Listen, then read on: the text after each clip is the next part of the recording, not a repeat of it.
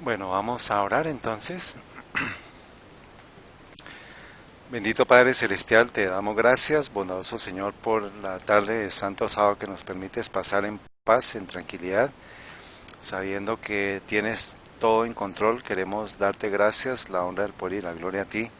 Gracias te damos por la oportunidad de estar en este lugar, gracias por el hogar que nos recibe, gracias por tu bendición para ellos y también para cada uno de nosotros. Te imploramos tu sanción para continuar este estudio y todo sea para honra y gloria de tu nombre. Encomendamos nuestras vidas, suplicamos que podamos junto con nuestras familias encontrarnos en el reino de los cielos cuando tú vengas para reinar por la eternidad, cuando se habrá consumado el triunfo de la muerte y se habrá consumado la victoria de la vida.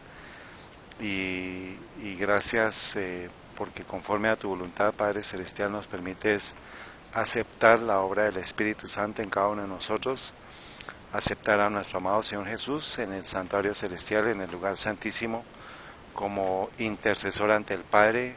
Queremos implorar que perdone nuestros pecados, ayúdanos a transformarnos completamente conforme a tu voluntad y conforme a la obra del Espíritu Santo en nuestras vidas.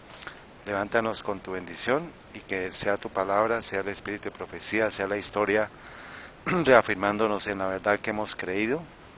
Y todo lo pedimos en el nombre de nuestro amado Señor Jesús y por la unción del Espíritu Santo sobre cada uno de nosotros oramos. Amén.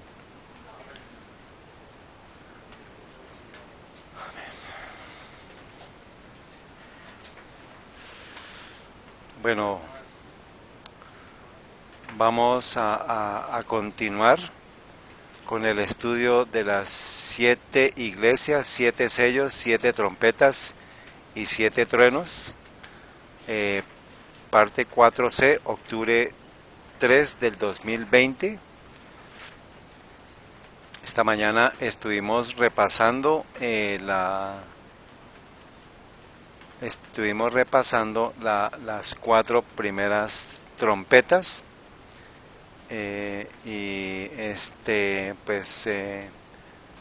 Queremos continuar con el estudio para completarlo. Estamos en los 4 primeros sellos, que esta mañana le veíamos. El primer sello corresponde a la iglesia de Éfeso, eventos que la Biblia nos dice y que la historia nos confirma y que nosotros podemos correlacionar para entender el tiempo en el cual estamos en este momento. Veíamos cómo la historia se va a repetir y cómo estamos viendo la repetición de eventos que en el pasado se dieron y de cómo nosotros tenemos que ver estos detalles para no ser confundidos en la interpretación tanto de las iglesias, de los sellos, y también, como sabemos que son bases que se están construyendo, también pues no ser confundidos con el estudio de las trompetas y con el estudio de los 7 truenos, para finalmente concluir este estudio. Leíamos esta mañana: se repetirá la historia, será ensalzada la falsa religión. El primer día de la semana, un día común de trabajo que no tiene ningún sentido, será erigido como la imagen de Babilonia. Se ordenará a todas las naciones y lenguas y pueblos que rindan culto al falso día de reposo. O sea que a nivel mundial, así como en el tiempo de Babilonia, en el tiempo que se levantó la imagen en la llanura de Dura, vamos a ver que se va a dar un edicto mundial para exaltar una ley falsa, una institución dada por el hombre, que pues finalmente va a concluir la obra de rebelión, como Satanás la comienza en el cielo, de alterar la ley de Dios, enmendar la ley de Dios. ¿Ustedes creen que se puede enmendar la ley de Dios? ¿Se puede alterar la ley de Dios? ¿O se puede modificar? No, porque Él es Dios y pues Él dio la ley y no puede ser alterada. Por eso pues no hay que entrar como en discusiones con relación a la ley de Dios. y pues aquí estamos en este tiempo para poder tomar una decisión. El decreto que ordena el culto de este día, el domingo, será promulgado en todo el mundo y pues veamos esta mañana que arranca en Estados Unidos y luego sigue en todo el mundo. Entonces vamos a continuar con el quinto sello. Ya nuestro Señor, por medio de la profecía, sabemos en Apocalipsis 5, que es el Cordero inmolado, que es el digno de abrir los sellos de la profecía, de abrir lo que significan los sellos, y vimos cómo los cuatro primeros sellos tuvieron que ver con un caballo que de color blanco, de color rojo, de color negro y de color pálido o amarillo pálido, y cada uno de los seres vivientes, de los serafines, como son cuatro los que están en el trono de Dios, cada uno dijo, ven y mira, ¿no? Ya el Cordero rompe el sello y ahora Cristo le da la autorización al ángel para que le diga a Juan o al serafín para que le diga ven y mira. ¿Listo? Vamos a ir al quinto, y cuando abrió el quinto sello, vi debajo del altar las almas de los que habían sido muertos por causa de la palabra de Dios y por el testimonio que ellos tenían. Y clamaban en alta voz diciendo, ¿hasta cuándo, Señor, santo y verdadero, no juzgas y venga nuestra sangre de los que moran en la tierra? Y les fueron dadas a cada uno unas vestiduras blancas. Y se les dijo que descansaran todavía un poco de tiempo, hasta que sus consiervos y también sus hermanos, que han de ser muertos como ellos lo fueron, debe ser cumplido. O sea que hay un evento que a través de toda la historia se ha dado con relación a la muerte de los consiervos, de los santos, pero va a llegar un momento en que se va a volver a repetir eso. Por eso es que estamos a puertas que eso se vuelva a dar. Entonces estamos, aquí hay algo muy importante que es, dice, y cuando abrió el quinto sello, Juan, vi debajo del altar las almas de los que habían sido muertos. Entonces, en el santuario celestial, en donde encontramos el altar. Y tiene que ver, dice, una pista, y dice, y clamaban en alta voz, como en señal de oración, ¿hasta cuándo, Señor, hasta cuándo vas a juzgar? O sea, ¿en dónde encontramos un altar del incienso o un altar de oraciones? ¿En qué parte del santuario? En el lugar santo, y por eso es que nosotros vemos que el altar que se refiere es el altar que en este momento Cristo para el periodo de 1517 a 1755, en donde está oficiando, en donde está, de acuerdo a la secuencia profética, de acuerdo al momento en el cual él entra al lugar santo. ¿En qué año? No, ¿en qué momento entra al lugar santo? ¿Y hasta qué año va? O sea que Sardis, ¿en qué tiempo está? En el altar, en el santuario celestial, ¿en dónde está oficiando Cristo? ¿En el lugar santo o en el lugar santísimo? Por eso es que menciona, dice, y vi debajo del altar, que es el altar del incienso, que está en el lugar santo, porque Cristo todavía está para el periodo de 1517 a 1755, ¿está dónde? En el lugar santo. Muy bien, entonces pues es el lugar santo, por eso podemos cuadrar y podemos colocar que el quinto sello es cuando se presenta este símbolo del altar de las almas de los que habían sido muertos. Dice Adventist Review and Sabbath Herald, página 44, parece apropiado que se dé un periodo de tiempo a los eventos bajo el quinto sello, al igual que al otro sexto, momento en el que puede parecer evidente a partir de los siguientes comentarios. Fue desde el surgimiento de la Reforma, o sea, desde 1517, hasta casi el momento en que el poder civil fue tomado del papado. O sea que hasta casi significa que, ¿en qué periodo se quitó el poder civil del papado? ¿En qué año?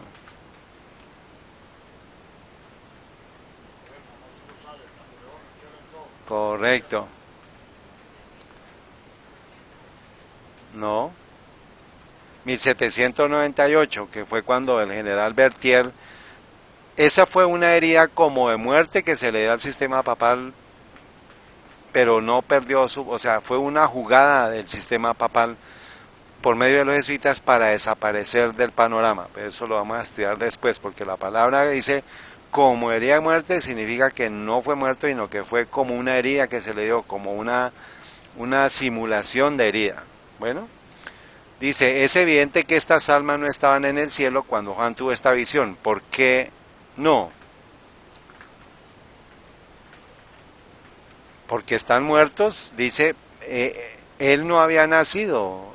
Cuando él da esta profecía, él está dando un anuncio hacia el futuro, ¿cierto? No había nacido. A. Barnes hace la siguiente observación en referencia a este tema. Entonces dice él, no debemos suponer que esto ocurrió literalmente y que Juan realmente vio las almas de los mártires debajo de los altares, o sea que es un tema simbólico, dice, ya que toda la representación es simbólica.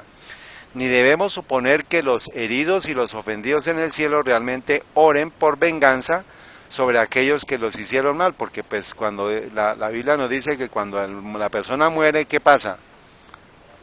A la tumba, no hay nada, no hay ni oraciones, no hay nada. Pero sí la sangre reclama, así como la sangre de Abel reclamó la muerte, la venganza, así todas las personas que han sido muertas pues van a reclamar eso, pero es en los registros del cielo. Ni debemos suponer que los heridos y ofendidos en el cielo realmente oren por venganza sobre aquellos que le hicieron mal, o que los redimidos en el cielo continuarán orando con referencia a las cosas en la tierra. Pero se puede inferir bastante de esto que habrá un recuerdo tan real de los males, de los perseguidos, los heridos y los oprimidos, como si esa oración fuera ofrecida allí, y que el opresor tiene tanto que temer de la venganza divina, como si aquellos a quienes ha herido debieran clamar en el cielo al Dios que escucha la oración y quien toma la venganza. Los males cometidos a los hijos de Dios, a los huérfanos, a las viudas, a los pisoteados, a los esclavos y a los marginados, serán tan claramente recordados en el cielo como si los maltratados pidieran venganza allí por cada acto. ¿Está claro? O sea, las almas dice, y vi a las almas clamando, ¿no? Clamando al cielo, ¿hasta cuándo vas a vengarnos? Pero pues la interpretación, hermanos, es a nivel espiritual, que les dice, y clamaban a gran voz diciendo, hasta cuándo, Señor verdadero, no juzga. Entonces es la sangre que está el registro en el libro de los cielos, como si fuera que ellos estuvieran clamando. Entonces yo dejo de clamar, pero como dice en Daniel, y sus actos lo siguen, o sea, los registros del cielo quedan habilitados para que nosotros podamos ver que Dios va finalmente a establecer una venganza, como dice aquí, la venganza divina. Dice, los males cometidos aquí sigue, porque cada acto de injusticia y opresión va al cielo y aboga por venganza. Por eso es que nosotros tenemos que confiar que la justicia divina se va a encargar de cosas que, por ejemplo, aquí en la tierra nosotros reclamamos como que, bueno, ¿y cuándo se nos va a dar la venganza, no? Si alguien nos hace algo, ¿qué esperamos? Sí, y hay que esperar es que Dios haga la justicia, no que nosotros tomemos eso por nuestras manos para hacer el mal. Todo perseguidor debe temer la muerte de los perseguidos como si fuera al cielo para abogar contra él. Todo amo cruel debe temer la muerte de su esclavo que es aplastado por los malvados. Todo seductor debe temer la muerte y los gritos de su víctima. Todo aquel que haga algo malo debe recordar que los sufrimientos de los heridos claman al cielo con la súplica de un mártir, diciendo, ¿hasta cuándo, Señor, santo y verdadero, no juzgas y vengas nuestra sangre? Entonces se está hablando que esto es un símbolo del altar del incienso que está en el santuario celestial, en el lugar santo. Eduardo, por favor, señáleme allá el altar del incienso. ¿En dónde es?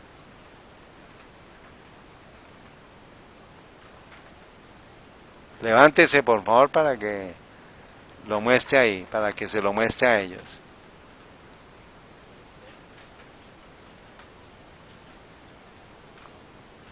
adentro. Acuérdense que estamos en el lugar santo.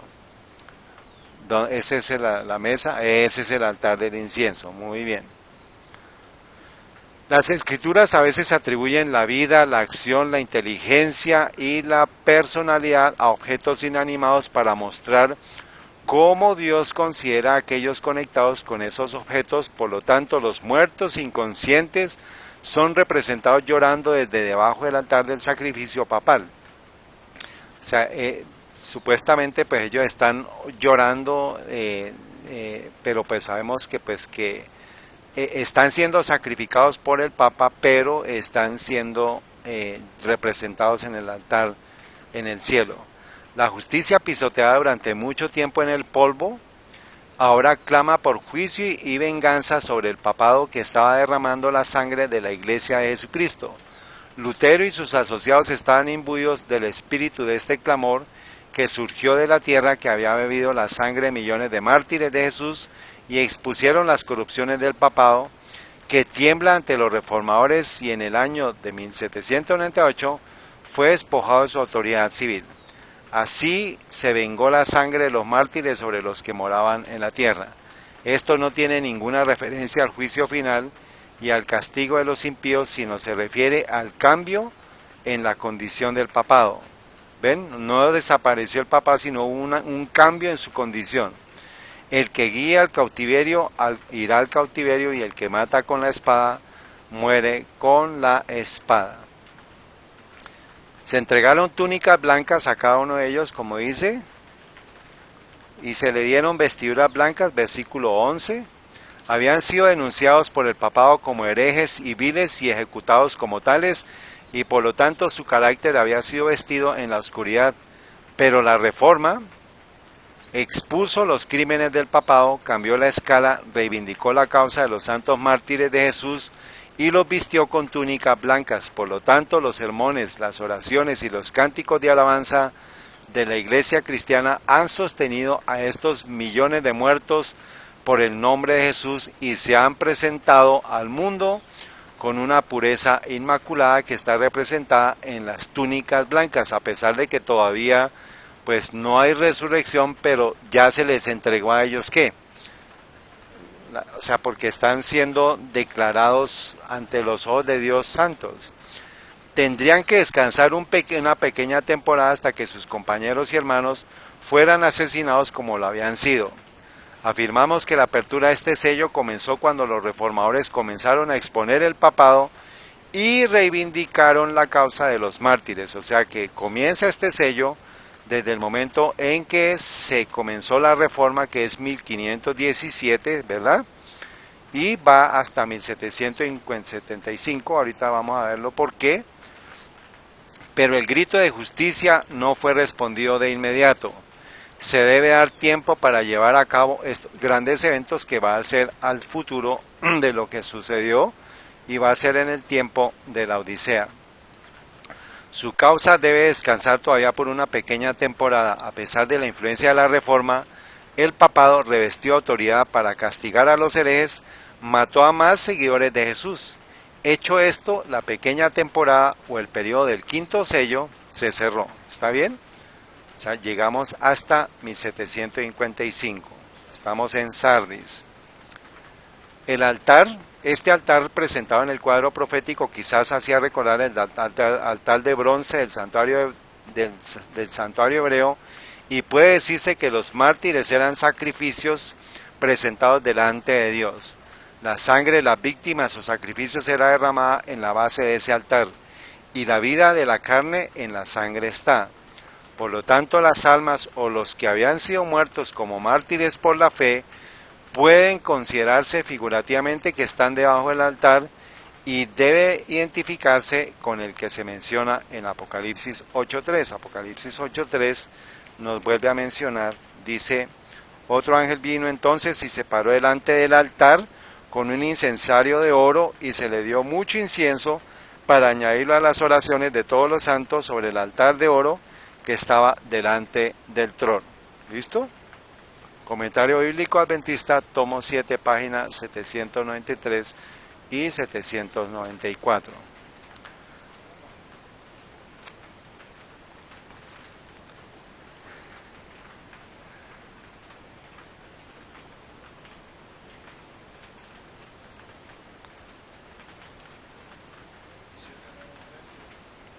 Ahora dice, cuando fue abierto el quinto sello, esto es del Maranata, el sello viene página 206. Juan el revelador vio en visión debajo del altar al conjunto de los que habían sido muertos por la palabra de Dios y por el testimonio de Jesucristo. Después de esto, vinieron las escenas descritas en Apocalipsis 18. Vamos a mirar ahorita parte de lo que es Apocalipsis 18. Cuando los que son fieles y leales son llamados a salir ¿de dónde? De Babilonia. O sea que tenía que darse un espacio de tiempo, un periodo de tiempo, hasta que se comience a dar la salida a Babilonia, pero eso significa que se tiene que saber todos los componentes de Apocalipsis 14 y de Apocalipsis 18 previo a que se pueda salir de Babilonia. ¿Está bien? Dice, Cristo restaurará la vida que ha sido quitada, pues es el dador de la vida, y Él embellecerá a los justos dándoles vida inmortal. Muy bien. Entonces, lo que nos espera es ¿qué? La inmortalidad. Muy bien. El quinto sello es consistente que este sello, como los otros, debe cubrir un periodo de tiempo y que la fecha de su aplicación es inconfundible si los sellos anteriores se han localizado correctamente. O sea que si hemos localizado correctamente los sellos con las iglesias, significa que el quinto sello no puede ser distinto a corresponderlo con qué iglesia. Con Sardis. Muy bien. Siguiendo el periodo de la persecución papal, el tiempo cubierto por este sello debe iniciarse cuando la Reforma empezó a minar la estructura papal. ¿Y cuándo se comenzó a dar eso? Cuando Lutero clavó las tesis en la catedral y a frenar el poder perseguidor de la Iglesia Católica Romana. O sea que no hay duda que el quinto sello comienza en 1517. Y pues vamos a ver ahorita más adelante por qué tomamos la referencia de 1755, ¿correcto? Un poco de tiempo, sigue diciendo con relación a lo que dice, un poquito de tiempo que iban a tener que estar orando y padeciendo. Dice, y les dijo que descansasen todavía un poco de tiempo, ¿cierto? Hasta que se completara el número de sus consiervos. Dice, la obra cruel del catolicismo romano no cesó completamente, ¿cierto? Ni aun cuando la reforma se hubo extendido y estableció firmemente. No pocos estallidos terribles de odio y persecución había de sentir todavía la iglesia verdadera. Muchísimos tenían que ser castigados todavía como herejes y verse unidos al gran ejército de mártires. La plena justificación de su causa iba a demorarse todavía un poco de tiempo. Durante este tiempo Roma añadió centenares de miles a la vasta muchedumbre cuya sangre había sido culpable. Pero el espíritu de persecución fue finalmente refrenado, la causa de los mártires fue vindicada y llegó a su fin el poco de tiempo ¿del qué? Del quinto sello. Muy bien. Entonces, ¿con qué evento se cumplirá la respuesta de Apocalipsis 6:11? Que pregunta, ¿hasta cuándo, no? ¿Hasta cuándo han de completarse el número de sus consiervos y sus hermanos que también habían de ser muertos como ellos? Apocalipsis 6:10 dice, y clamaban en alta voz diciendo, ¿hasta cuándo, Señor? Hasta que sus consiervos y también sus hermanos han de ser muertos como ellos lo fueron, debe ser cumplido. O sea que tiene que haber un periodo de nuevo ¿de qué? De persecución y muerte, muy bien, para que se completen los que han de ser sellados, los que han de ser salvados. Y esto es cuando se complete el número de los salvos, porque va a haber un periodo en el cual en este tiempo algunos de nosotros vamos a tener que padecer persecución y muerte, pero pues en las manos de Dios tenemos que estar preparados para vivir o para morir.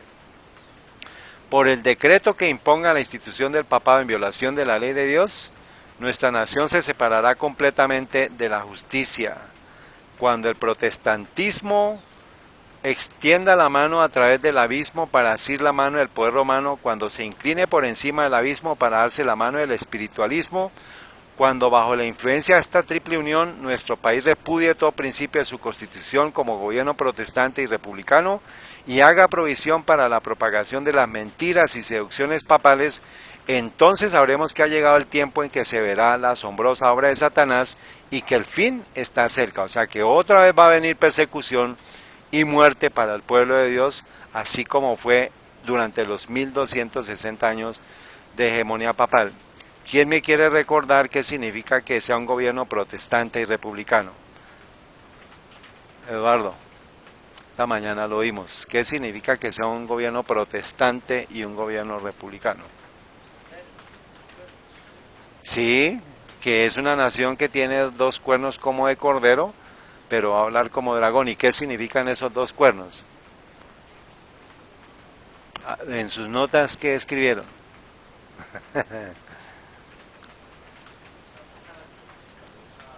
De esa nación. Pero ¿qué significa el protestantismo? Yo les dije.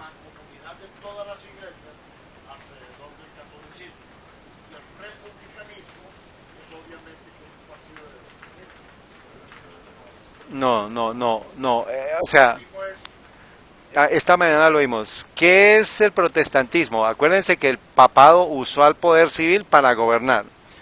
Y el papado era gobernado ¿por quién? Por el papa. Entonces, el protestantismo es que es una iglesia sin papa. ¿No lo escribimos esta mañana? Y el protestantismo es un estado sin... Una iglesia sin papa. Y el republicanismo es un estado sin rey. Bueno, ¿no escribieron esa nota en los dos cuernos que les dije de Apocalipsis 13, verso 11? Ahí debería estar esa nota para que cuando se pregunte qué son los dos cuernos, ustedes sepan. ¿No lo anotaron? Creo que el hermano aquí lo anotó. No lo escribió. Equivalencia. Entonces, protestantismo es una iglesia sin papa.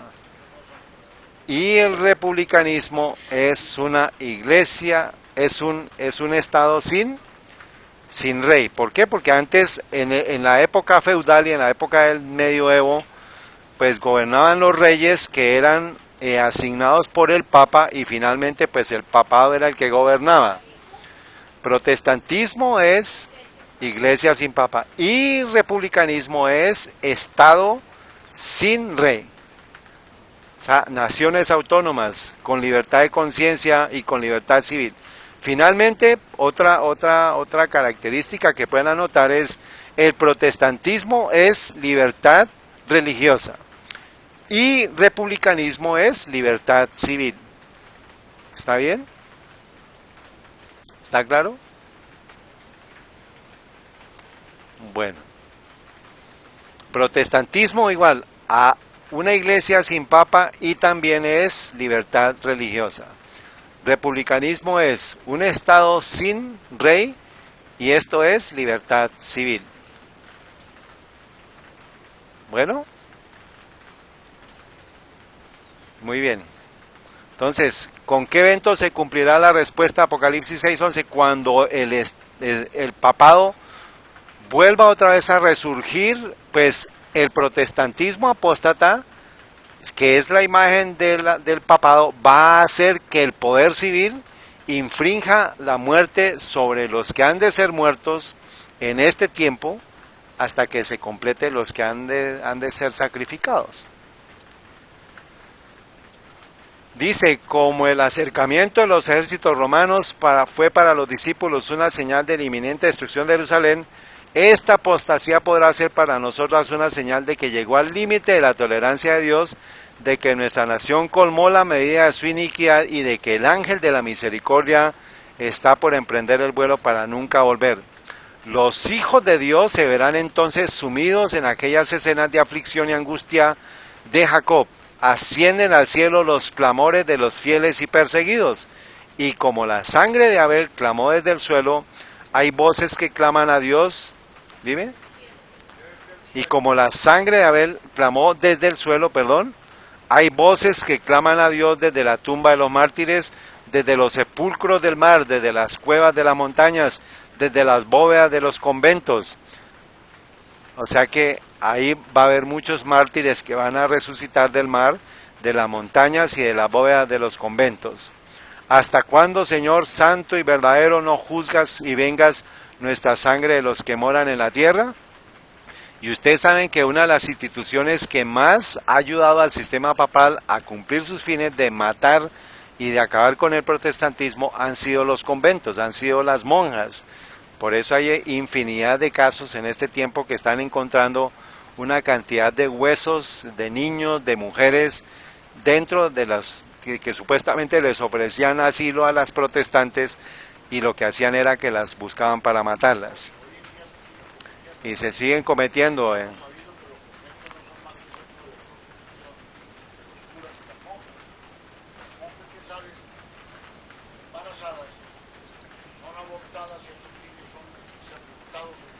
O sacrificados.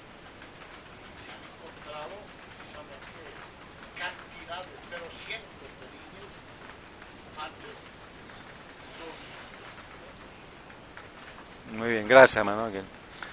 Vamos con el sexto sello, Apocalipsis 6:12. Y miré cuando él, está hablando de Cristo, abrió el sexto sello, y aquí que fue hecho un ¿qué? Un gran terremoto, y el sol se puso negro como un saco de silicio. Quiero que vayan a sus Biblias porque vamos a poner fechas en sus Biblias.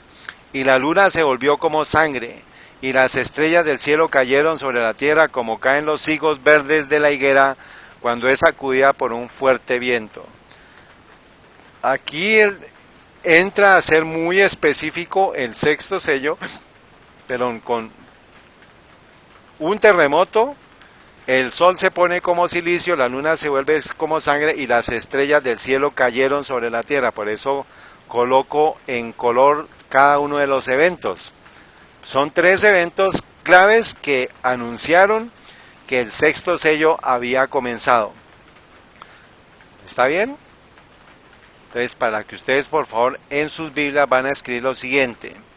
Los eventos de los primeros 5 sellos se han descrito en un estilo altamente figurativo, pero con el sexto sello parece haber un cambio completo en la narración de los hechos literales. Los eventos bajo este sello son, página 44, Adventist Review and Sabbath Herald.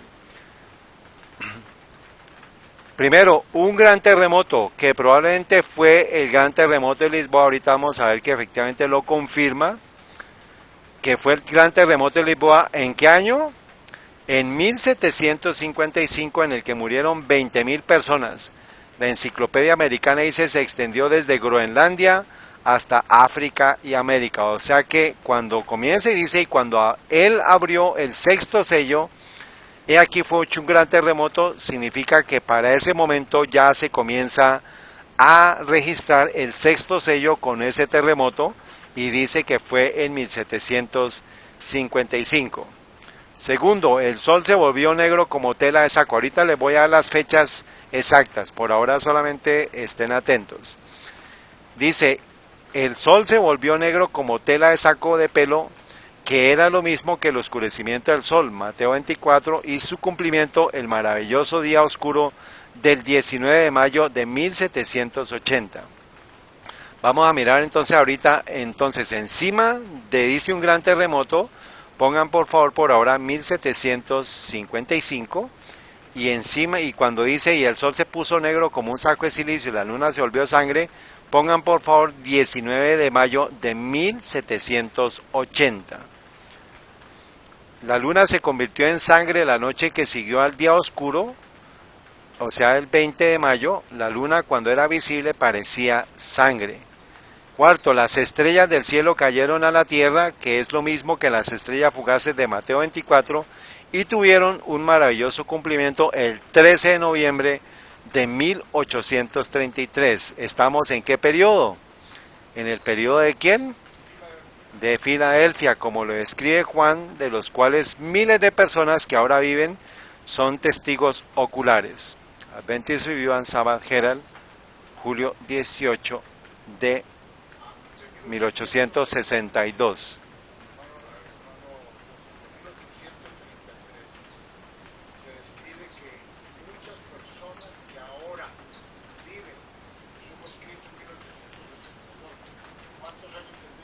29 años más o menos posteriores, ¿no?, a esa fecha. Podrían tener por ahí unos 30, unos 50 años, más o menos 60 años para ese momento.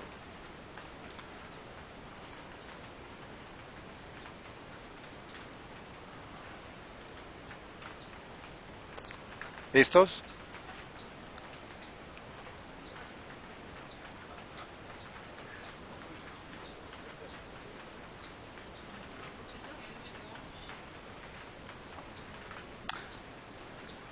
Ahorita vamos a ver las fechas, vamos a repasar una por una.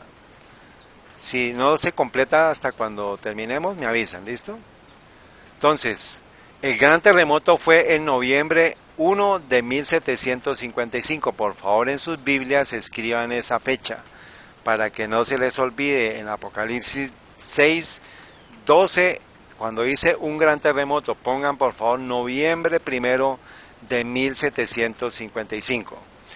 El sol, mayo 19 de 1780, y que las estrellas del cielo cayeron fue en noviembre 13 de 1833. ¿Listos?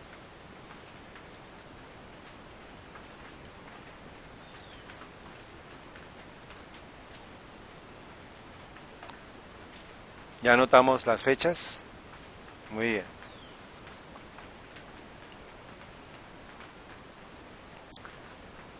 Tales son las escenas solemnes y sublimes que ocurren bajo el sexto sello. Tiende ciertamente a despertar en todo corazón un intenso interés en las cosas divinas. La consideración que estamos viendo ahora, el tiempo de los acontecimientos portentosos de este sello, como pronto se demostrará.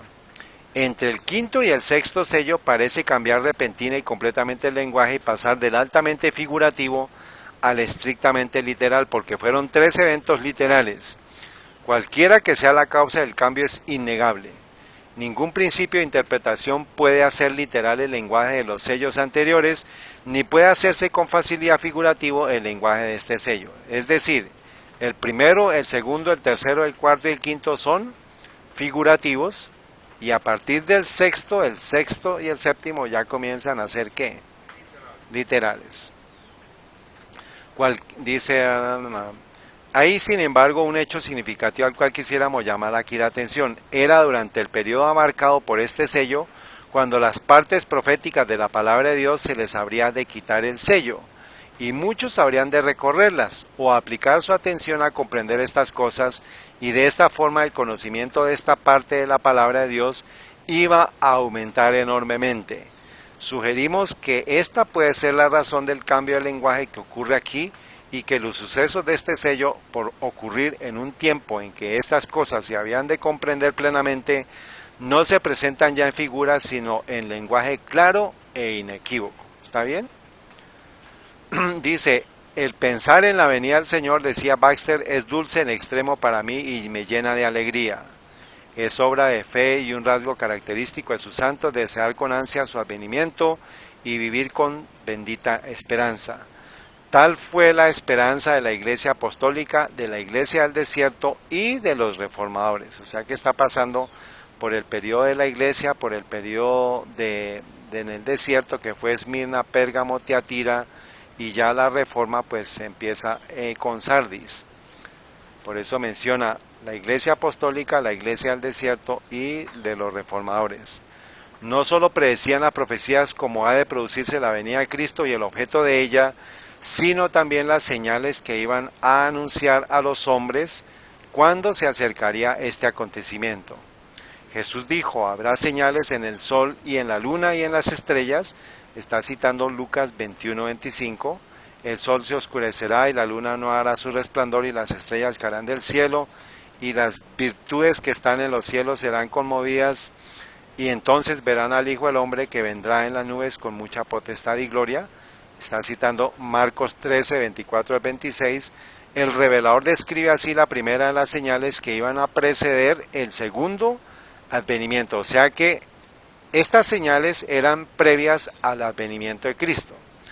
¿Cuáles fueron esas 3 señales, Rosa?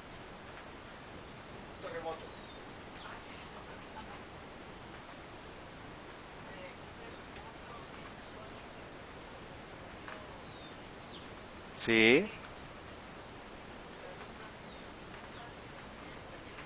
Entonces son esos tres eventos. ¿Quién me quiere dar las fechas? El Sol y la Luna es uno solo. ¿Qué año? ¿Qué año? Bueno, el terremoto. ¿Qué fecha? ¿Qué fecha exacta? 1 de noviembre. 1 de noviembre. El segundo, el Sol y la Luna. ¿Qué año fue? Muy bien.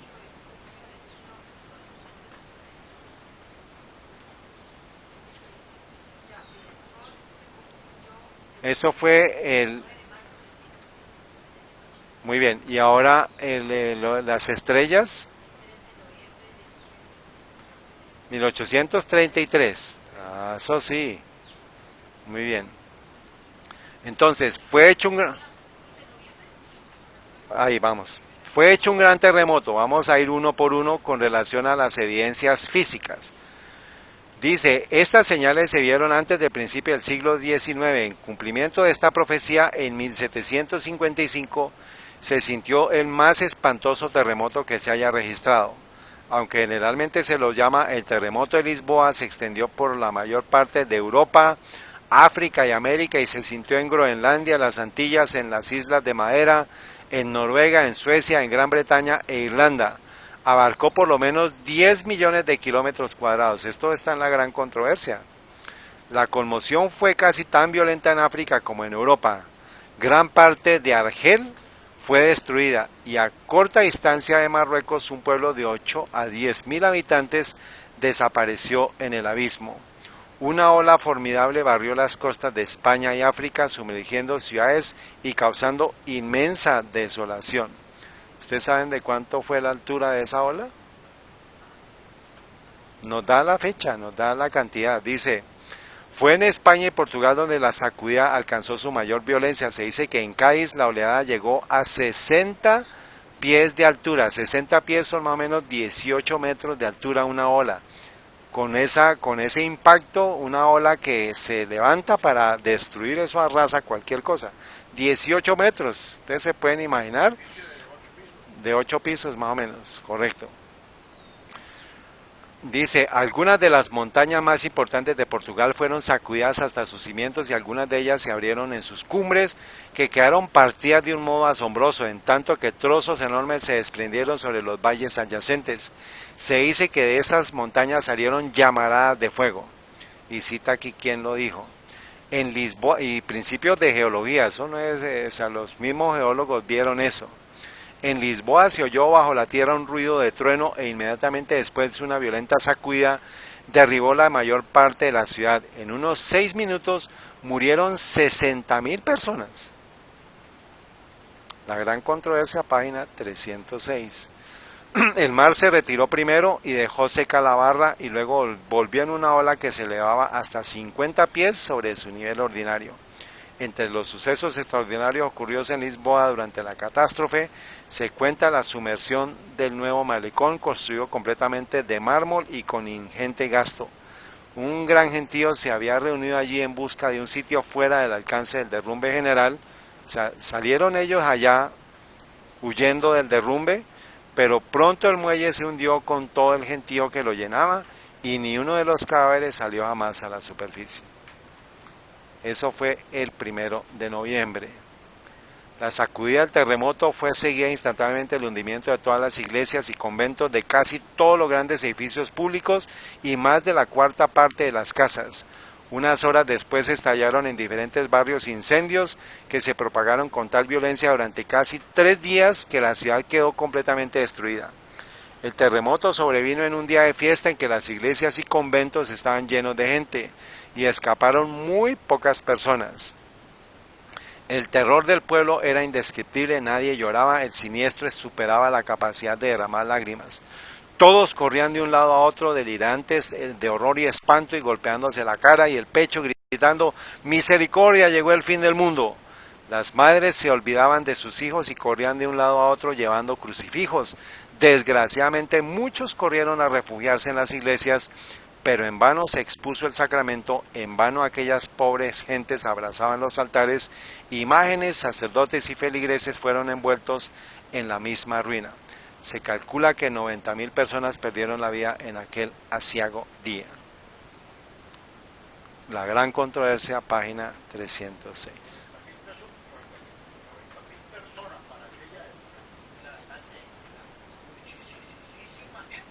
Claro, era bastante gente.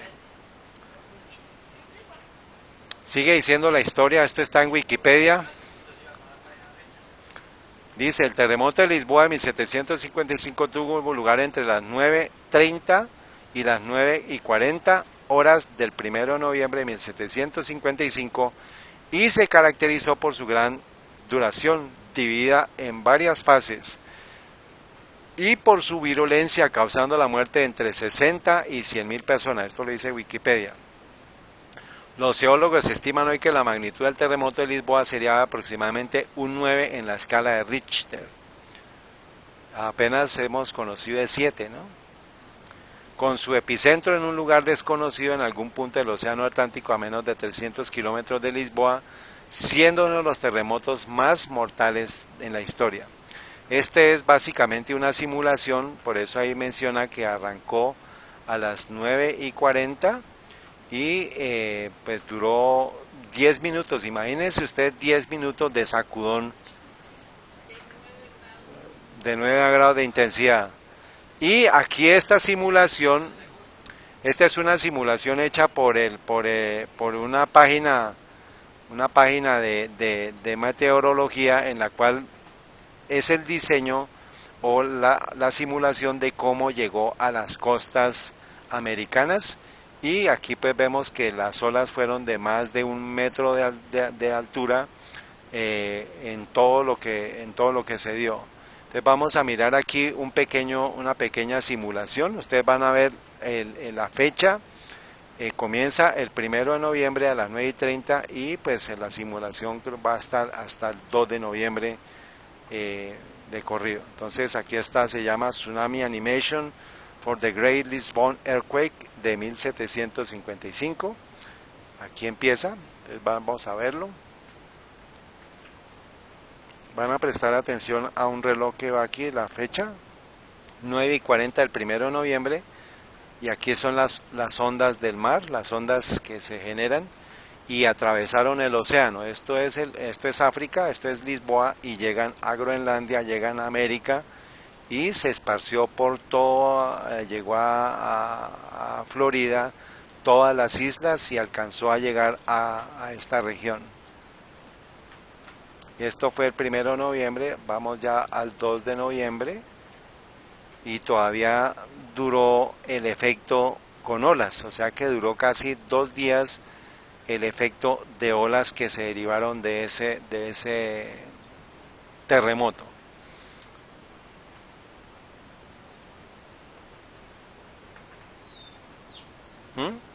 Eso fue real, eso lo vio la ciencia, y por eso pues nosotros podemos decir. El comentario del video dice: en la mañana del 1 de noviembre de 1755 un gran terremoto sacudió la capital portuguesa, Lisboa, mientras los fieles llenaban iglesias y catedrales para la misa del Día de Todos los Santos. Ustedes vieron ahorita el comentario de la gran controversia, y ahora esto es lo que documenta el video. Y van a ver la similitud de cosas. En la ciudad costera de Lagos, en Portugal, el tsunami fue aún mayor, quizás 30 metros. Continuó dañando los puertos de Cádiz en España, luego Safi y Agudir en Marruecos. El tsunami se extendió al norte, causó daños menores en Brest, en Bretaña, algunas inundaciones en Inglaterra, y extensamente inundó las áreas bajas de la ciudad de Cork en Irlanda. A medida que se extendió por el Atlántico, el tsunami llegó a Madeira, donde los observadores realizaron una carrera de 4 metros, o sea, olas de alto, y luego las Islas Canarias, los Azores y finalmente las Antillas, que ya es aquí en la parte de Centroamérica, donde los observadores registraron descenso alrededor de 1 metro. En Barbados, Martinica, Guadalupe y Antigua, y los informes cuestionables de grandes corridas en las Islas Vírgenes. Aunque el tsunami debe haber golpeado la América colonial, nadie lo registró. Nuestro modelo de este tsunami supone que su origen fue un terremoto de magnitud de 8.5 en la falla de la herradura del cabo Finisterre Baptista. Explican cómo esta falla coincide con las observaciones del tsunami mejor que las otras fuentes propuestas para el gran terremoto de Lisboa. O sea, 1755, 1 de noviembre, este terremoto que impactó. El sol se puso negro como un saco de silicio y la luna se volvió como sangre, mayo 19 de 1780. Joel 2:31, por favor, al lado de Apocalipsis 6, versículo 12. Cuando dice que el sol se puso negro como tela de silicio y la luna, pongan por favor, el sol se convertirá en tinieblas y la luna en sangre antes que venga el gran día y espantoso de Jehová. O sea que nosotros no vamos a estar esperando estos acontecimientos en el futuro porque eso ya pasó. Luego todo lo que ustedes vean en este tiempo que comiencen a hablar de que el sol, de que hay 3 días de oscuridad, de que tengamos una vela, de que tengamos un santuario, de que tengamos un crucifijo, eso es falso. Ya esto es periodo pasado, por eso esta mañana hablábamos, Eduardo, cuando yo veo esto digo son eventos que pasaron ya. No debo decir, ¿será que son eventos que fueron ya? No, son eventos que pasaron, que nos dan certeza de lo que ya estaba a puertas de darse, que era la venida de Cristo. Dice, antes que venga el día grande y espantoso de Jehová. Entre una parte y otra parte no nos da los detalles. Por ejemplo, ustedes ven que en el versículo 11 de Apocalipsis 6, perdón, del versículo 12, cuando abría el sexto sello, el terremoto 1755, el sol en 1880, y el siguiente evento de la luna fue en 1833, o sea que casi hay 80 años de distancia entre uno y otro evento, pero están resaltados en un mismo versículo. Por ejemplo, aquí el sol se convertirá en tinieblas y la luna en sangre, eso es mayo 19, 1780, cuando se oscurece el sol, antes que venga el gran día espantoso, o sea, aquí ya es la venida de Cristo. Nos da el evento, pero hay un espacio que dice antes que venga, significa que el espacio de tiempo ya lo determina Dios. Pero hay eventos que se colocan en una línea profética y cubren mucho tiempo histórico. ¿Está bien? Mateo 24, 29, e inmediatamente después de la tribulación, ¿a qué tribulación se refiere aquí? Porque hay mucha gente que se confunde con eso. Dice inmediatamente, si usted va a Mateo 24, 29, por ejemplo, vamos a ir a Mateo, porque dice e inmediatamente después, significa que vamos a mirar el contexto de Mateo 24, 28, para ver a qué se refiere. ¿Sí? Primero 28. Muy bien, y dice... muy bien, entonces son eventos previos que especifican, dice, e inmediatamente después de la tribulación de aquellos días. ¿A qué tribulación se hace referencia? Si el sol se oscurecerá y la luna no hará su resplandor, fue en 1780, ¿a qué tribulación se está haciendo referencia? ¿A qué tiempo de tribulación podemos encontrar en las iglesias, en los periodos proféticos? Por ejemplo, les puedo decir en Tiatira, porque pues ya el papado romano se levanta como poder y empieza a masacrar gente. Sardis también cumple ese tiempo y Filadelfia está ya en proceso de concluirlo porque llega a 1798. Es la época de la Inquisición. Entonces, todo este periodo dice, después de la tribulación, o sea, después de el dominio de poder papal, se iba a dar ese evento de 1780, ¿sí? Cercano a ese punto. Y las estrellas caerán del cielo. Entonces dice, la gran controversia, página 307, 25 años después apareció la segunda señal mencionada en la profecía, el oscurecimiento del sol y la luna.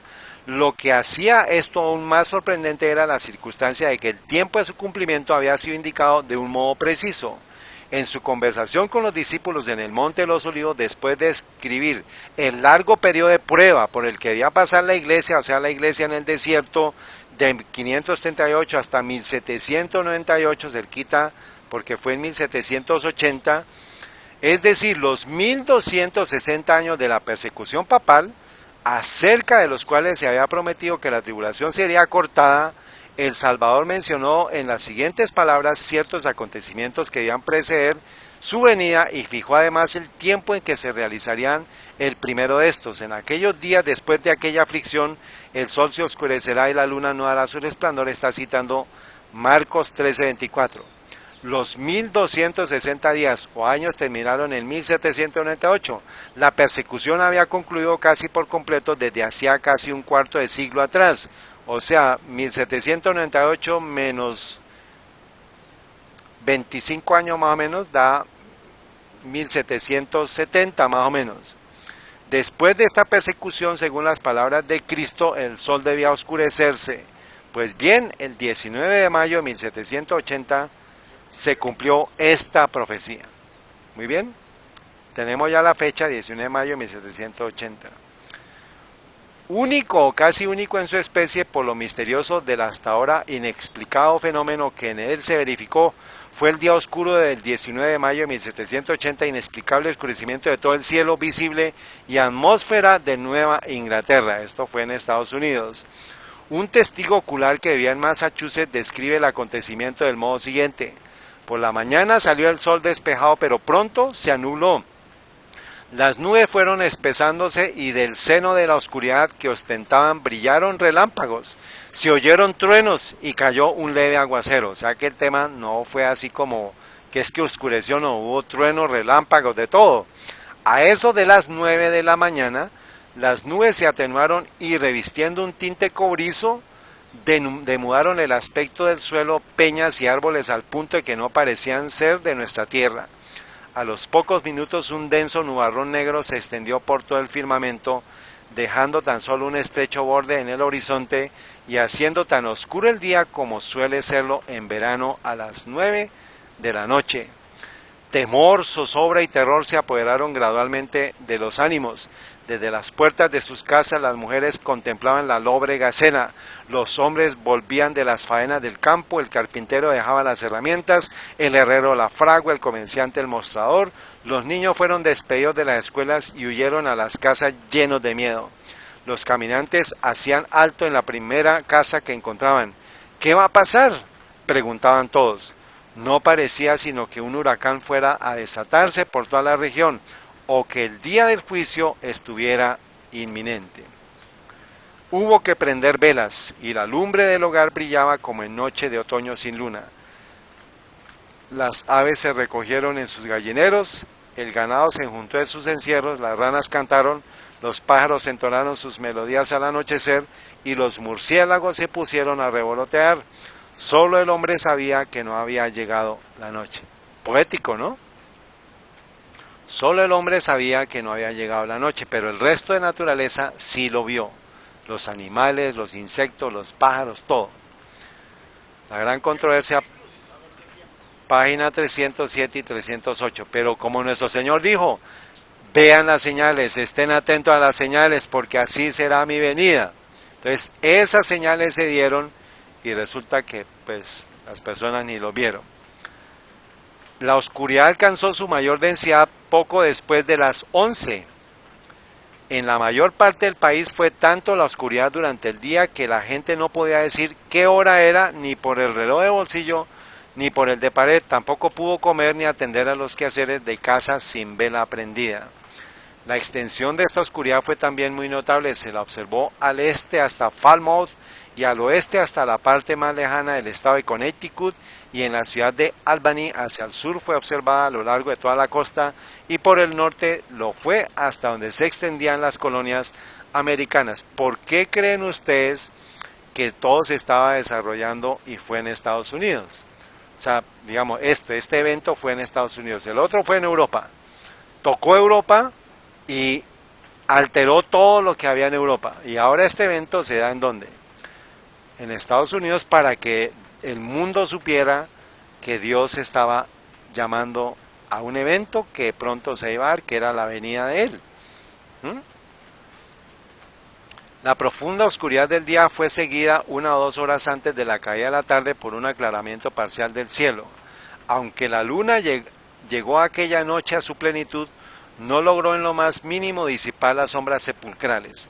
Después de medianoche desapareció la oscuridad y cuando la luna volvió a verse parecía de sangre. El 19 de mayo de 1780 figura en la historia como el día oscuro. Desde el tiempo de Moisés no se ha registrado jamás periodo alguno de oscuridad tan densa y de igual extensión y duración. ¿Está claro? En el tiempo de Moisés también fue de un día. ¿Se acuerdan que dice que se palpaban, casi que se palpaban las densas, o la oscuridad se palpaba? Y por eso está citando aquí Joel 2:31, dice, la descripción de este acontecimiento que han hecho los historiadores no es más que un eco de las palabras del Señor expresadas por el profeta Joel 2500 años antes de su cumplimiento. El sol se tornará en tinieblas y la luna en sangre antes que venga el gran día espantoso, grande y espantoso de Jehová. Entonces, Joel 2:31, por favor ponga usted la referencia que está citando Apocalipsis 6:11. ¿Está bien? 6:12, perdón. Muy bien, entonces vamos a seguir 6:12. El día oscuro en Nueva Inglaterra se refiere a un evento que sucedió, esto es de Wikipedia, el 19 de mayo de 1780, pues ahí describe todo el detalle, ustedes pueden leerlo, los libros hablan de animales que se dirigían a sus cuadras de manera tranquila, cosa que no hubiese sido posible con la presencia de mucho humo. La oscuridad fue tanto que se necesitó usar velas desde el mediodía hasta la noche y no se dispersó hasta la medianoche siguiente. O sea que la hermana White confirmó, dijo lo que ahorita la ciencia, incluso en Wikipedia se encuentra esa información. Tercer evento, y las estrellas del cielo cayeron sobre la tierra como caen los higos verdes de la higuera cuando es sacudida por un fuerte viento, noviembre 13 de 1833. Mateo 24:29, inmediatamente después de la tribulación de aquellos días el sol se oscurecerá y las estrellas caerán del cielo y las potencias de los cielos serán conmovidas. Eso está haciendo espejo, Apocalipsis, de lo que dijo nuestro Señor Jesús en Mateo 24:29. O sea que todas estas señales ya se dieron, no debemos esperar estas señales, no debemos esperar porque ya el evento que sigue es la venida de Cristo y mucha gente está confundida esperando estas señales sin saber que ya esto pasó. En 1833, 2 años después de haber principiado Miller a presentar en público las pruebas de la próxima venida de Cristo, apareció la última de las señales que habían sido anunciadas por el Salvador como precursoras de su segundo advenimiento.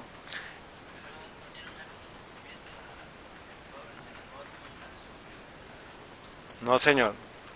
Esta profecía se cumplió de modo sorprendente y pasmoso con la gran lluvia meteórica del 19 de noviembre de 1833. A ver, con relación a esa afirmación. Yo no puedo decirlo, hermano Eduardo, que eso vaya a suceder, pero el evento ya sucedió.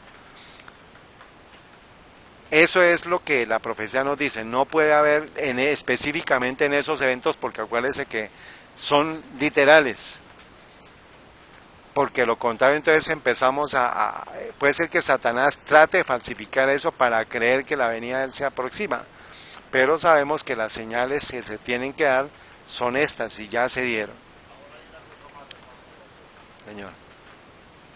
Que estos fueron sucesos locativos por Estados Unidos. Pero también sabemos que para la venida de nuestro Señor, los temblores serán, el temblor será mundial. Evento próximo a la venida de Jesús. Temblores de tierra, oscurecimiento del sol, van a caer el fuego del cielo. Son eventos mundiales, que es la gran diferencia con los tres acontecimientos que relata tanto Mateo, el pequeño como Apocalipsis, y Juan, la gran revelación. Así es.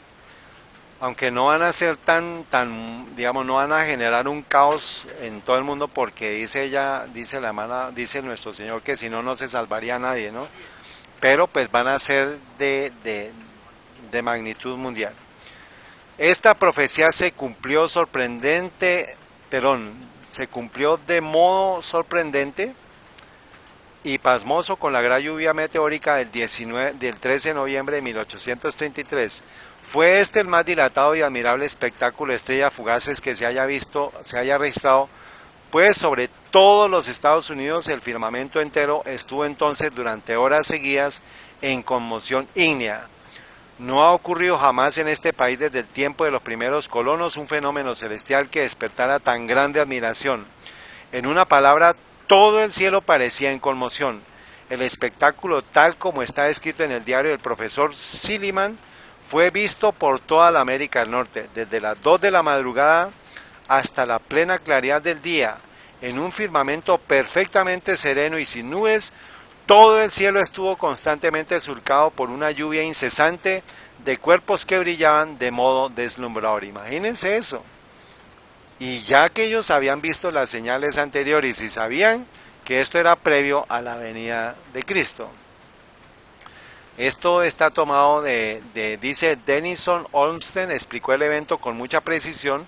Después de pasar las últimas semanas de 1833 recogiendo información, presentó sus hallazgos en enero de 1834 al American Journal of Science and Arts, publicado en enero-abril de 1834, y aquí está pues el periódico. Si usted quiere confirmar la fuente, aquí se la dejo, pero está en inglés, y el artículo es el artículo 14, observaciones de dos meteoros de noviembre 13 de 1833, aquí lo dice, por Denison Olmsted, profesor de matemáticas y filosofía natural del colegio de Yale. O sea, esto fue real, esto no es inventado, esto no lo inventó Elena de White, esto no lo inventó la Biblia, sino esto es real y estos son hechos que precedían a la venida de Cristo. En verdad ninguna lengua podría describir el esplendor de tan hermoso espectáculo. Nadie que no lo haya presenciado puede formarse exacta idea de su esplendor. Parecía que todas las estrellas del cielo se hubiesen reunido en un punto cerca del cenit y que fuesen lanzadas de allí con la velocidad del rayo en todas las direcciones del horizonte, y sin embargo no se agotaban. Aquí hay una cita que quiero mostrarles, quiero que ustedes recuerden, con relación a que dice: las estrellas del cielo cayeron sobre la tierra como la higuera echan sus higos cuando es movida del gran viento, ¿no? Apocalipsis 6:13. Dice: y las estrellas del cielo cayeron sobre la tierra como la higuera deja caer sus higos cuando es sacudida por un fuerte viento. O sea, fue una sacudida masiva de estrellas. Dice: en el Journal of Commerce de Nueva York del 14 de noviembre se publicó un largo artículo referente a este maravilloso fenómeno. Dice ella: hace 1800 años un profeta lo predijo con toda exactitud si entendemos que las estrellas que cayeron eran estrellas errantes o fugaces, que es el único sentido verdadero y literal. ¿Por qué? Porque este símbolo es literal en el sexto sello. ¿Señor? O no, se refiere a Juan. Bueno, aquí, porque aquí está diciendo que fue 1833 menos 1800 años, pues da más o menos el tiempo tanto de nuestro Señor Jesús como el tiempo de Juan. Así se realizó la última de las señales de su venida, acerca de las cuales Jesús había dicho a sus discípulos: cuando viereis todas estas cosas, sabed que está cercano a las puertas. Mateo 24:33. La historia de esta tormenta de estrellas fugaces va muy ligada al descubrimiento de la naturaleza de ese fenómeno. La noche del 12 al 13 de noviembre de 1833, una inusual actividad de meteoritos.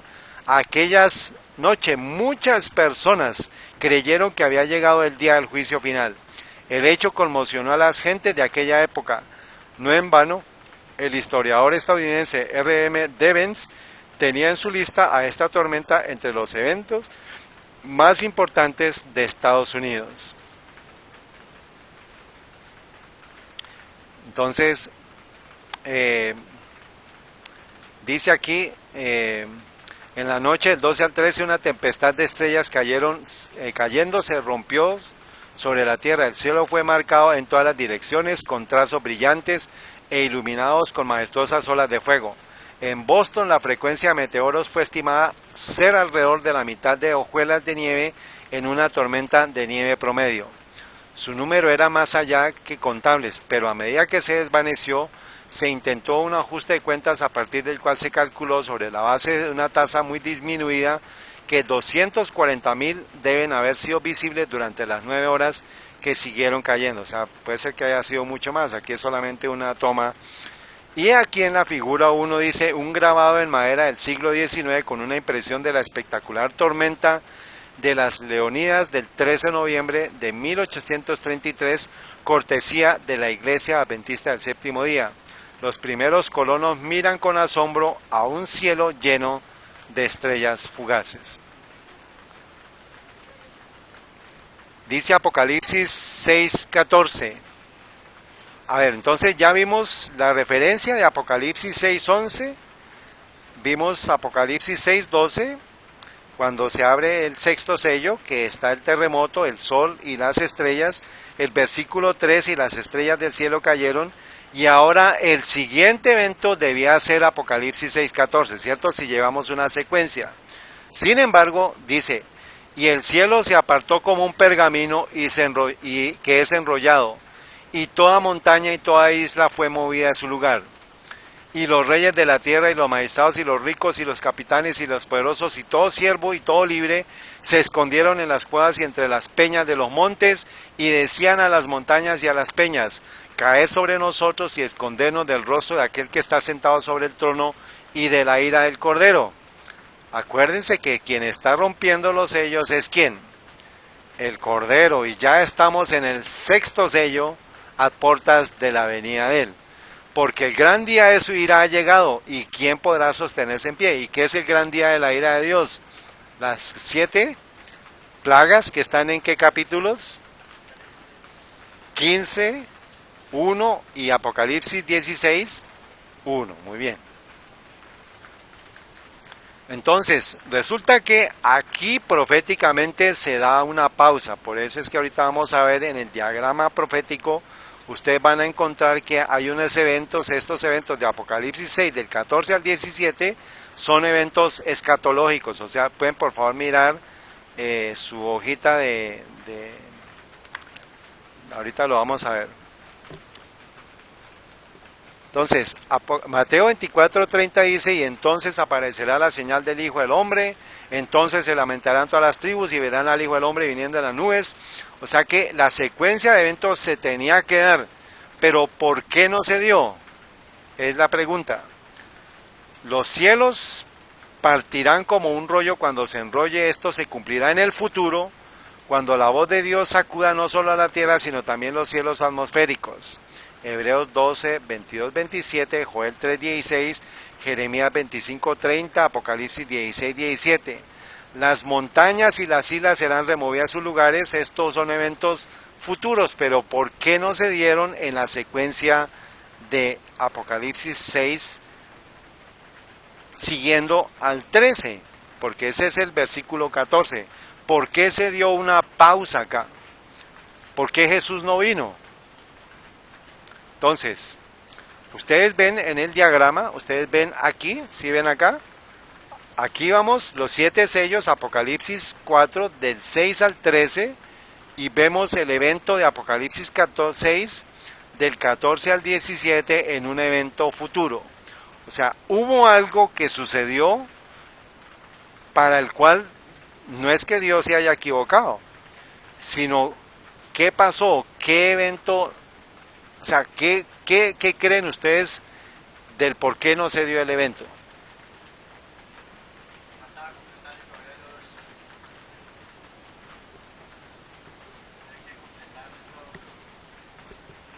¿Los mártires? Bueno, puede ser, pero específicamente ¿por qué no se dio el evento? Muy bien, o sea que el pueblo no estaba ¿qué? Preparado, muy bien. Todas las clases de los perdidos se esconden en las guaridas y en las rocas de las montañas. Dice, deseamos ser considerados solo responsables de las nuevas posiciones tomadas en el quinto sello. Algunos de ellos no tienen más de 24 horas con nosotros en el momento de la publicación. Bueno, aquí dice, si un hombre no puede cumplir con su deber en la situación, a ver, leamos esta partecita. Todas las clases de los periodos se esconden en las guaridas y en las rocas de la montaña de la gloria ardiente que se manifiesta de aquel que está sentado en el trono y de la ira del Cordero. Han presenciado el temblor de la tierra, el lanzamiento de las rocas de las montañas. Toda esperanza de misericordia se ha ido y desean y rezan para que alguna roca o montaña las cubra de las terribles glorias de Dios y el Cordero. Entonces, el evento que se estaba dando es un evento que vamos a mirar aquí, es un evento que de la misericordia de Dios, porque el pueblo de Dios no estaba preparado. Acuérdense que estamos en 1833, el siguiente evento era la venida de Cristo, pero no se dio porque primero, el pueblo de Dios no está preparado a pesar de que la secuencia tenía que cumplirse. Dice el 2 de octubre, Maranata, pero el día del Señor vendrá como ladrón en la noche, en el cual los cielos pasarán con gran estruendo y los elementos ardiendo serán deshechos, y la tierra y las obras que en ellas hay serán quemadas. En el día del Señor, que es cuando Él venga, precisamente antes de la venida de Cristo, Dios enviará relámpagos a la tierra en su ira, los cuales se unirán con el fuego de la tierra, las montañas arderán como un horno, y derramarán terribles arroyos de lava, destruyendo huertos, campos y aldeas y ciudades, y al derramar minerales fundidos, rocas y lodo ardientes en los ríos, estos servirán como una olla. Dice, la tierra se convulsionará, y habrá espantosas erupciones y terremotos por todas partes. Dios enviará sus plagas sobre los impíos habitantes de la tierra hasta que sean destruidos y eliminados de ellas. Entonces la tierra temblará como un ebrio y será removida como una choza. Y el versículo 14, los elementos arderán y los cielos se enrollarán como un pergamino. O sea que ese evento de Apocalipsis 6:14, hermanos, es un evento que se tenía que dar cuando venga Cristo, pero pues por no estar preparado, el pueblo, Dios tuvo que ponerle una pausa a esos eventos, porque el pueblo no estaba preparado. Dice, después de estas señales, Juan vio el gran acontecimiento que había a seguir, consistía en que el cielo desaparecería como un libro es arrollado, mientras que la tierra era sacudida. Las montañas y las islas eran movidas de sus lugares, y los impíos aterrorizados trataban de esconderse de la presencia del Hijo del Hombre. Pero el día y la hora de su venida Cristo no los ha revelado. El tiempo exacto de la segunda venida del Hijo del Hombre es un misterio de Dios. Y esto está citando Maranata, página 156. Entonces la pregunta es, ¿por qué no se dieron los eventos descritos en los versículos 14 al 17? Precisamente, ¿se equivocó Dios?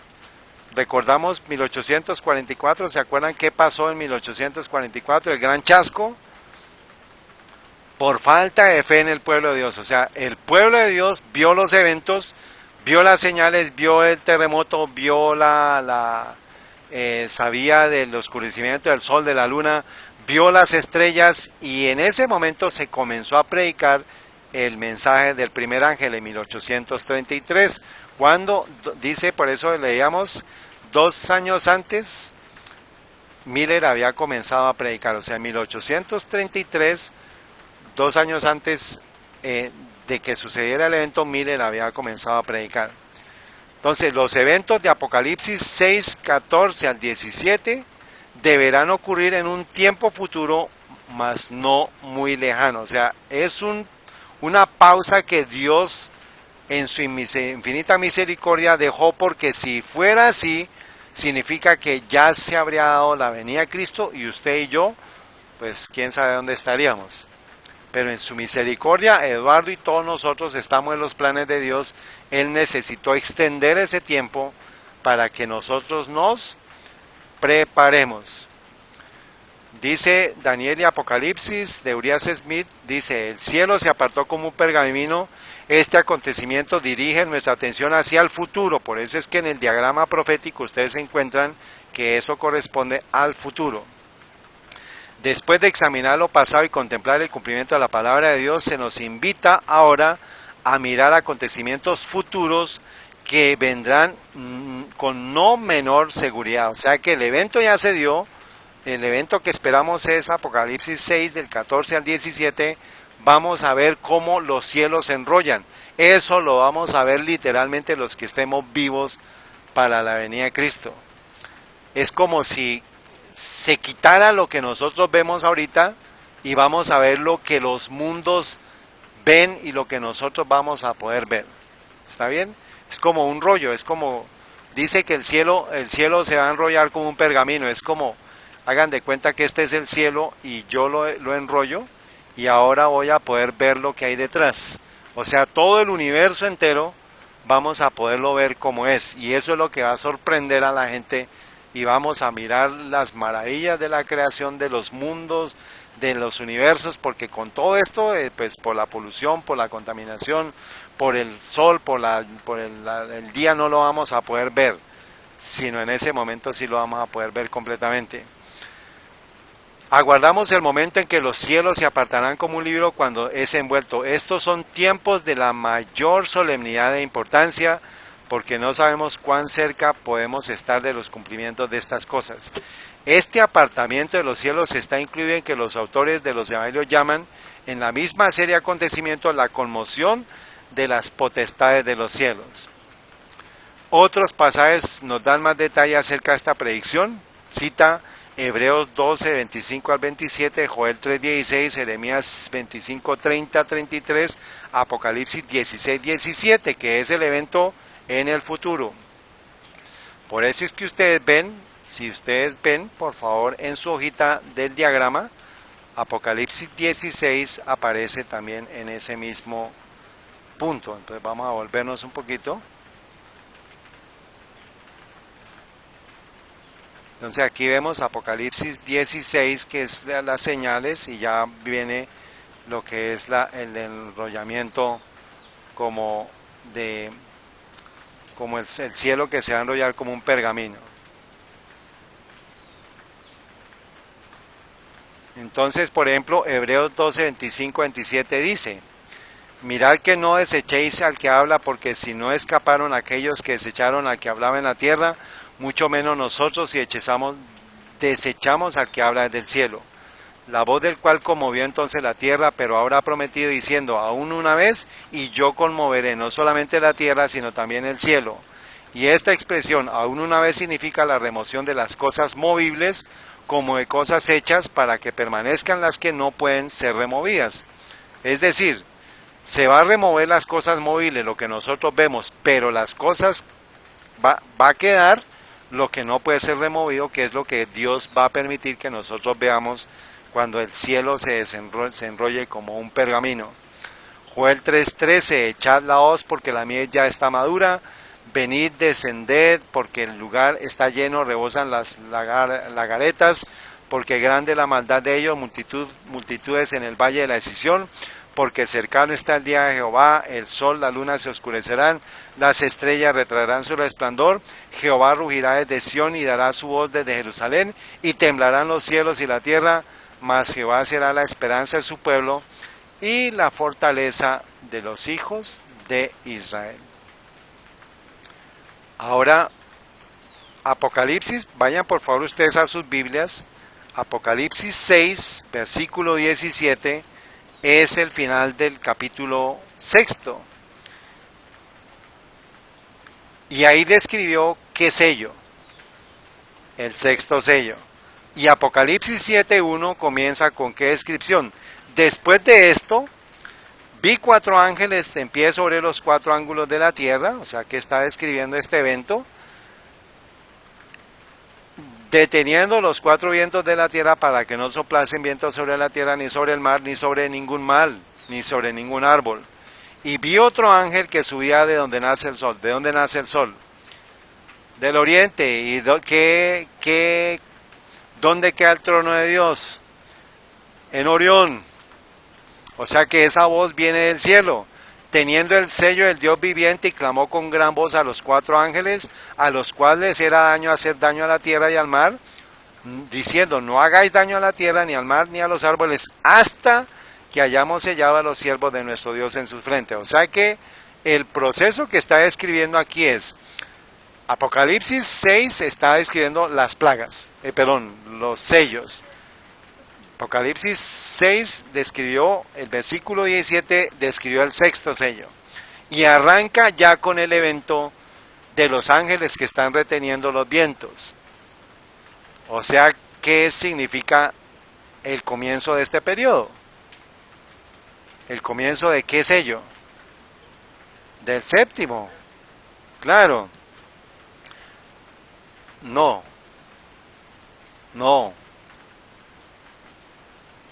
¿Cuál es? Ajá. Entonces, hay un ángel que está, dice, y vio otro ángel. Entonces hay 4 ángeles que están diciendo, pero hay otro ángel que les dice, no hagáis daño hasta que llegue. O sea que este cuarto ángel es el que dice, mire, hay que preparar al pueblo, todavía no está preparado, tengan sus vientos, porque ahí son los 4 vientos que se consuma la ira de Dios. O sea que cuando estos 4 ángeles te suelten sus vientos, ¿qué va a suceder? ¿Viene qué? Las 7 plagas. Entonces ese cuarto ángel es el que les dice, deténganse hasta que hayamos sellado sus siervos en su frente. Entonces el séptimo sello es el inicio del sellamiento de la tierra con el sello del Dios viviente. O sea que nosotros estamos ya en el séptimo sello, en séptima iglesia para el tiempo en el cual estamos viviendo. Entonces, el sellamiento que es Apocalipsis 7, el 1 al 17, que es todo el capítulo 7, eso debe ser un tema de estudio adicional porque es un tema bastante extenso, pero solamente nos estamos ubicando en la secuencia de tiempos, en la secuencia histórica de eventos. O sea que el séptimo sello comienza ¿en qué época? En 1844 y pues hasta el día de hoy. Un adelanto de esto, de este evento, dice, entonces declaré en público, está hablando la hermana White al Señor entonces declaré en público que al Señor le había placido mostrarme que no habría una fecha definida para el mensaje dado por Dios desde 1844. O sea, después de 1844 no hay profecías de tiempo. Y dije también que este mensaje, que es defendido con gran celo por 4 o 5 personas, era una herejía. Las visiones de este pobre hijo no procedían de Dios, uno que estaba inventando un poco de cosas. Esta luz no venía del cielo, había poco tiempo, pero el fin no debía sobrevenir todavía. Había que terminar una gran obra para preparar a un pueblo que fuera sellado con el sello del Dios viviente. O sea que ese trabajo de preparación comenzó intensamente en 1844 con la iglesia de la Odisea, que corresponde al tiempo del sellamiento que es dado en la visión de Apocalipsis 7, o sea, todo el capítulo 7 de Apocalipsis es el séptimo sello. O sea, el séptimo sello es el tiempo del sellamiento. Bueno, y dice aquí, a Guillermo Miller y a sus colaboradores le fue encomendada la misión de predicar la amonestación en los Estados Unidos de Norteamérica, y dicho país vino a ser el centro del gran movimiento adventista. Entonces, para resumirles, eso lo vamos a estudiar en algún momento más adelante. El mensaje del primer ángel se comenzó a predicar en 1833. Vayan por favor ustedes a sus Biblias en Apocalipsis 14, versículo 6, ya les había dado esa fecha. Vi volar por en medio del cielo otro ángel que tenía el Evangelio eterno. Miller comenzó a predicar alrededor de 1833 ese mensaje del primer ángel. 14, el 6 y 7 es el mensaje del primer ángel. Pongan por favor ahí 1833 y coincide con la lluvia de meteoritos, ¿se acuerdan? La lluvia de meteoritos que fue en 1833.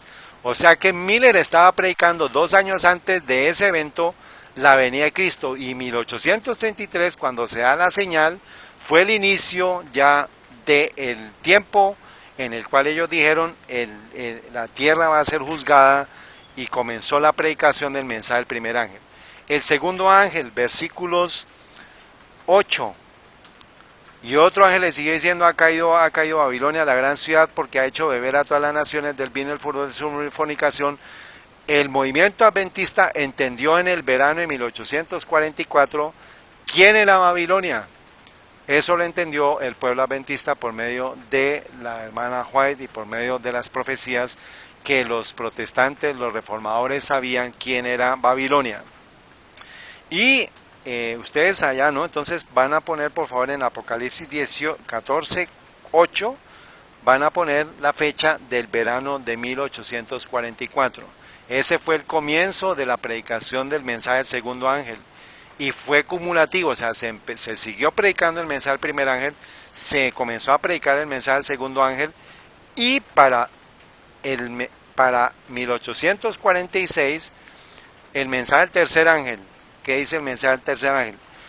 Dice, y el tercer ángel siguió diciendo a gran voz: si alguno adora a la bestia y a su imagen y recibe la marca en su frente en su mano, él también beberá el vino de la ira de Dios, que ha sido vaciado puro en el cáliz de su ira, y será atormentado con fuego y azufre delante de los santos ángeles y el Cordero. Sigue diciendo, y el humo de su tormento no tiene tata los que adoran a la bestia de su imagen, y que nadie reciba la marca de su nombre. Hasta 1846 no sabían los adventistas o el movimiento milerita, los movimientos adventistas, qué era el sello de Dios. Entonces, pongan por favor ustedes en Apocalipsis 14:9, pongan conocimiento del sello de Dios, 1846, y conocimiento de la marca de la bestia en 1847. Eso lo supo el pueblo adventista a partir de ese momento. ¿Está bien? ¿Estamos claros? ¿Hay alguna duda? Rosa, ¿qué falta ahí?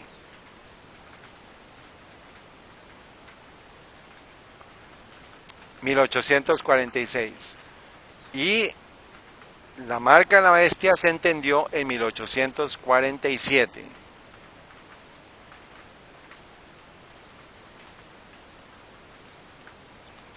Por eso el pueblo de Dios, por no creer, pues tenía que seguir la secuencia profética. Entendieron el sello de Dios. ¿Qué era el sello de Dios? Que tenía que ver con el sábado. Y en 1847 se supo que era la marca de la bestia, que era el domingo obligatorio, que iba a ser la imposición del domingo obligatorio. Y ahora el mensaje del cuarto ángel, que combina, que es Apocalipsis 18, combina estos tres mensajes. Eso se entendió, se comenzó a predicar en 1888, o sea, Apocalipsis. Ellos entendieron que ese era el tiempo en el cual ya Cristo iba a venir, porque en 1888 se iba a dar la ley dominical. Ya se iba a dar la ley dominical en Estados Unidos. Ustedes se acuerdan que vino el evento de la ley Blair, que se iba a dar ya la ley dominical en Estados Unidos, y eso se dio en 1888. O sea que ya para ese momento todos los mensajes de los tres ángeles se conocen. Ahora la pregunta es, bueno, ¿y cómo estamos nosotros en este tiempo? Estamos conociendo, sabemos qué es el mensaje del primero, el segundo, el tercer ángel. Eso es necesario porque eso es parte de fechas históricas que nosotros necesitamos estar avisados.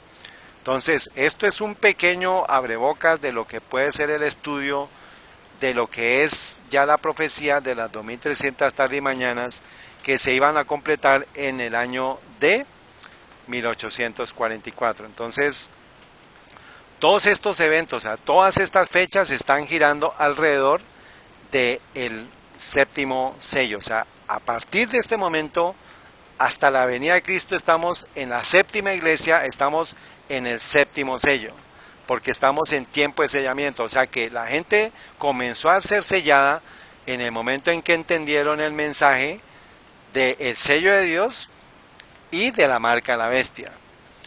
¿Está claro? O sea que el sellamiento comenzó desde el mensaje del segundo ángel, que se unió al mensaje del tercer ángel, básicamente se toma como referencia 1844. ¿Está bien? Entonces, ¿por qué es importante esto? Porque la gente está esperando el sellamiento en el futuro y resulta que estamos siendo sellados ahorita.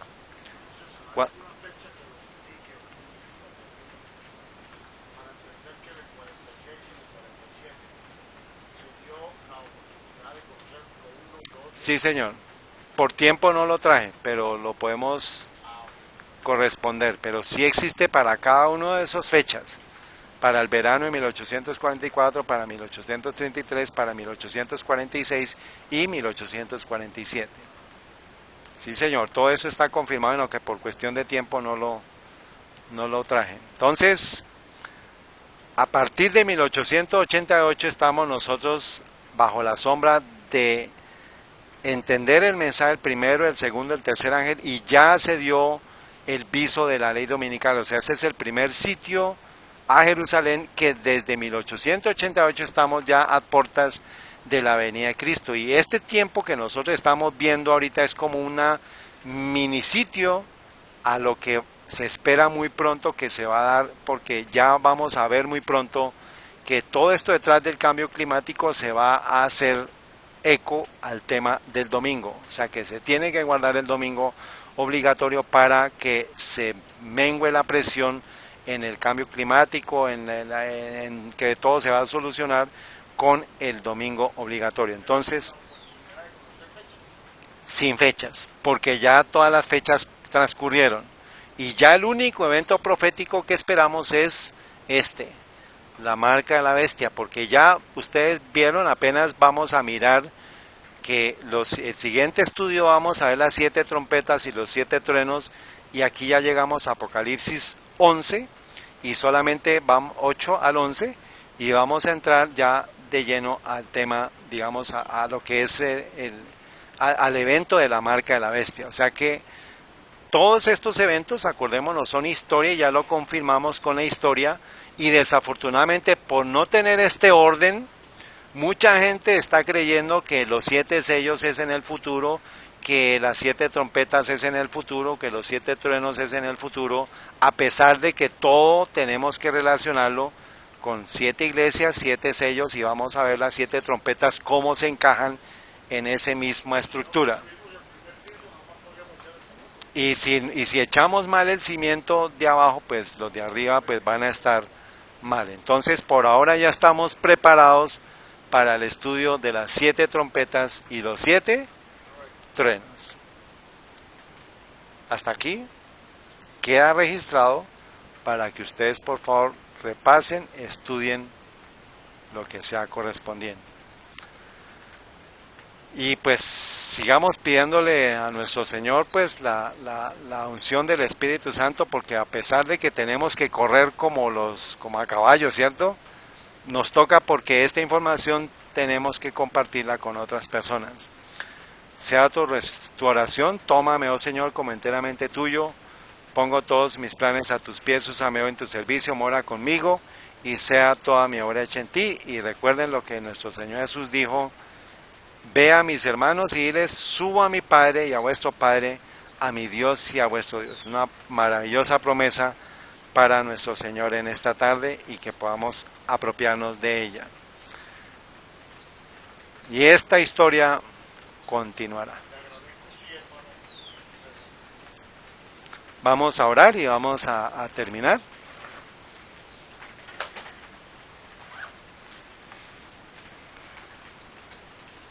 Bendito Padre Celestial, te damos gracias infinitas porque al terminar este santo sábado hemos podido concluir este tema. Gracias por tu misericordia. Permite que, a pesar de que ha sido una información bastante densa, bastante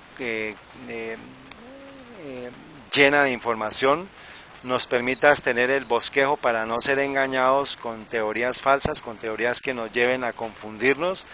Te suplicamos, Padre Celestial, que nos acompañe en esta finalización de tu santo día. Bendice los hogares aquí representados, bendice nuestras familias. Sabemos que es un esfuerzo, Padre Celestial, personal, un esfuerzo mental, pero tú sabes que es necesario para este tiempo, porque tú nos has dicho que los estudios de Daniel y Apocalipsis nos van a llevar a una experiencia espiritual diferente, a poder ver las cosas de manera diferente, que nos motive a estudiar más, que nos motive a ser más diligentes en nuestro estudio personal, y que podamos hacer las preguntas a ti, amado Señor Jesús, porque por medio de la obra del Espíritu Santo se van a responder una a una. Encomendamos nuestras vidas, suplicamos tu dirección y tu compañía, en el bendito nombre de nuestro amado Señor Jesús, y por la unción del Espíritu Santo sobre cada uno de nosotros oramos. Amén.